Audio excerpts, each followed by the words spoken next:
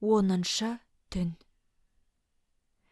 Ей, ұлы бақытты патшам, ол қатынға, келші жаныма, деді құл болып жатқан патша. Ол шешініп, қойнына кіре берді. Патша көтеріліп, үстіне аяғын салған бойымен қатынның аузын басты да, қыл мойнына қылышты тартып ақ қалды.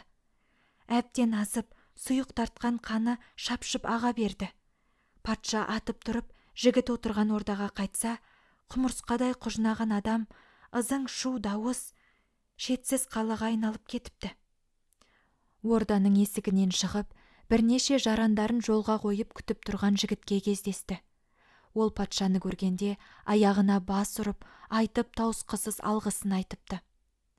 Патша бірнеше күн сол қалада тұрып, ел жұртымен танысып, еліне қайтпақ болды. Тас болған патшаға: «Досым, мен елге қайтам. Менімен бірге барып, біздің елді көремісің, жоқ өз еліңде қаламысың?» деп сұрады. Ол: «Тақсыр, сізден еш уақытта арылмаймын. Сізбен бірге еліңізге барамын. Ол үшін бірнеше күн жол жабдығын дайындау керек» деді. Оған қонақ болып отырған патша: «Біздің ел дайындық керек қылатындай алыс емес. Мына тұрған жер. Оған көп дайындықтың керегі жоқ» деген. «Жоқ, тақсыр, сіздің кез келуіңізде бір сыр болған. Оны жақындатқан, балықшы кездескен диюдың сиқыры болуы керек. Болмаса сіздің ел бұл жерден 1 жылдық жол» депті.